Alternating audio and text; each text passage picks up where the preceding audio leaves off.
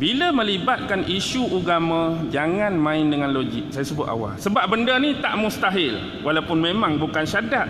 Tapi kalau kita kata contoh syahadat berbalik, benda tu tak mustahil. Saya tunjukkan beberapa contoh, tak boleh nak bermain dengan logik tentang isu ni. Isu kembali kepada 15 nama yang blacklist tu.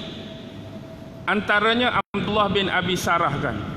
Dia ni sahabat Nabi, duduk ni Madinah, penulis wahyu Nabi. Tapi satu masa dia murtad dan lari balik ke Mekah. Pernah tak ada dalam fikiran kita tergambar, bukan sahabat biasa, sahabat yang Nabi letak sebagai penulis wahyu ni tinggi, dia punya grade, tiba-tiba boleh murtad dan lari. Tahap penulis wahyu murtad. Oi, biar betul Ustaz. Bukan biar betul, biar tak betul. Bukan logik, tak logik. Benda ni dah berlaku dah. Islam elok-elok, duduk dengan Nabi elok-elok, nulis wahyu elok-elok, murtad, lari. Dia antara orang yang hak Nabi bunuh, tak dimaafkan.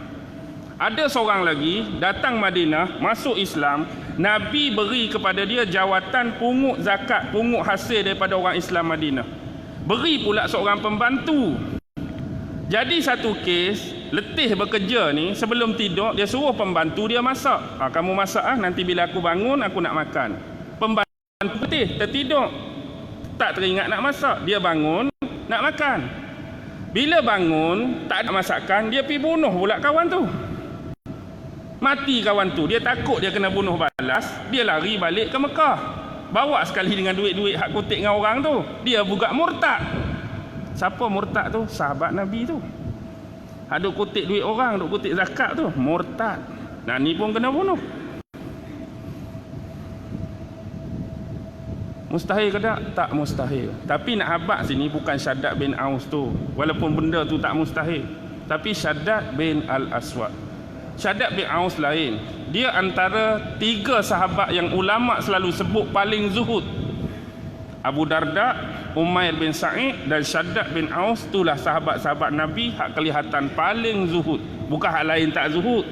Terpancar kelebihan zuhud pun ada pada 3 sahabat ni. Abu Darda, Umair bin Sa'id dan Syaddad bin Aus. Dulu ada kes Syaddad ni. Oh, baru nak pukul 11 tak? Baru lagi. Tak apa kan? Kau nak berhenti dah? Tak apa, okey. Syaddad bin Aus, satu hari dia berjalan. Satu hari dia berjalan, dia bertemu dengan Rasulullah. Dia bertemu dengan Rasulullah, dia tengok Rasulullah dalam keadaan sedih. Rasulullah dalam keadaan muram dan sugul.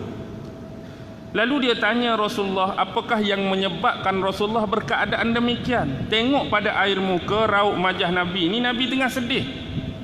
Duk fikir apa? Lalu Rasulullah bagi tahu dia yang Rasulullah bimbangkan umat dia. Yang mana umat dia ni yang Rasulullah bimbang 2 benda. Mereka akan kembali kepada kemusyrikan. Mereka akan kembali buat syirik. Dan yang kedua Rasulullah bimbang ialah mereka akan mengikuti syahwat dan hawa nafsu mereka. Tengok Rasulullah duk sedih, tanya pasal apa? Rasulullah sebut, Rasulullah duk bimbang umat dia ni akan buat balik syirik dan ikut syahwat, ikut hawa nafsu. Jadi jawapan yang Rasulullah bagi ni agak sedikit menghairankan bagi Syaddad. Benda tu tak pelik pun. Tapi yang Syaddad heran tu sebab dia hidup dalam lingkungan sahabat Nabi. Yang dia kenal sahabat-sahabat Nabi ni orang paling kuat berakidah, orang paling kuat beriman, orang paling kuat duduk bawah Nabi, orang paling kuat belajar dengan Nabi, orang paling kuat buat amal, rata-rata kuat ibadah, rata-rata ahli jihad. Tiba-tiba Rasulullah risau mereka ni akan jadi syirik dan ikut hawa nafsu. Ikut hak perspektif dia, sahabat-sahabat ni kuat segala-gala hal, tak mungkinlah. Adakah mereka akan kembali buat syirik sepeninggalan kamu wahai Rasulullah? Lalu Rasulullah jawab, suatu masa hak kata syirik yang Rasulullah maksudkan tu bukanlah kerana mereka menyembah matahari, tidak. Bukan kerana mereka akan kembali menyembah patung-patung yang dinamakan berhala tu, tidak. Bukan juga kerana mereka akan menyembah batu-batu, tidak.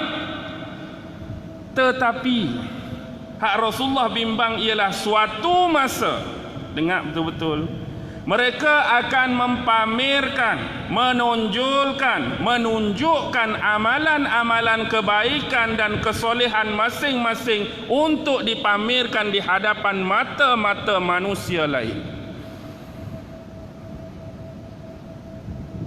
Dia nak tunjuk yang dia buat amalan baik. Dia nak tunjuk dia buat ni amalan soleh. Amalan ni bagus. Amalan ni good. Amalan ni mulia. Tapi bukan lillahi ta'ala. Tapi dia tunjuk demi, semua benda ni nak suruh mata orang lain tengok. Nak suruh apa? Nak suruh orang kata, bagus ustaz tu. Mulia ustaz tu. Berjuruh ustaz tu. Komplit ustaz tu. Sempurna ustaz tu ni. Bukan ustaz sajalah, hak tak ustaz pun samalah. Apa sesuatu yang kita buat tu nak suruh orang kata hak kita buat tu bagus. Kita tunjuk depan orang nak suruh orang kata kita berjurus. Kita elok, kita segala-galanya. Tapi lillahi ta'ala zero. Hak tu yang Nabi bimbang. Apa yang kita buat ni semata-mata nak tunjuk kat orang. Nak pamer kat orang. Bila Rasulullah sebut macam tu, Syaddad dapat tangkap. Lalu dia kata apa? Ya Rasulullah, bukan syirik, riak. Ya Rasulullah, riak. Syirikkah itu wahai Rasulullah? Dia dapat tangkap dah yang Rasulullah nak maksudkan tu riak. Syirikkah benda tu wahai Rasulullah? Ya. Sesungguhnya satu masa kamu akan dapat melihat seseorang yang sedang berpuasa, lalu Allah menguji dia dengan salah satu daripada jalan dan cabang syahwat, maka dia berbuka. Dia duk puasa, tiba-tiba Allah uji salah satu cabang syahwat dia. Tak kira lah Allah uji tang mana yang menyebabkan dia tak tahan, jadi dia buka puasa. Dia sanggup buka puasa. Padahal puasa tu lillahi ta'ala. Tapi bila Allah uji je koding ni, dia sanggup buka puasa. Tapi dalam keadaan buka puasa tu, bila keluar, hang puasa tak? Orang beriman takkan tak puasa. Hang ni pun tanya soalan. Orang bertakwa, orang baik, puasalah. Padahal sunatnya di sisi Allah dah zero. Tapi nak tunjuk baik depan orang ni, puasalah, takkanlah tanya soalan tu kat aku. Berapa ramai orang hak sunatnya buka puasa, bila orang tanya puasa tak? Saya memang tak puasa hari ni. Siapa berani jawab lagu tu? Bukan hak puasa sunat, hak puasa betul.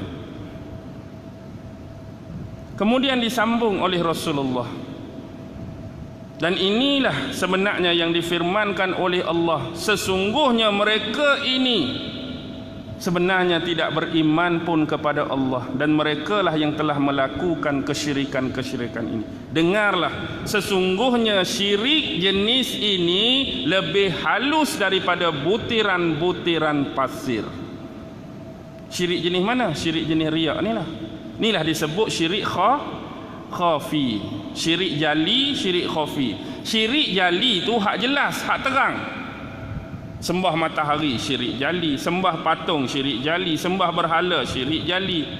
Sembah batu, sembah hak kita nampak jelas kesyirikan dia, tu syirik jali. Bukan syirik tu dibuat oleh orang yang bernama jali, dah.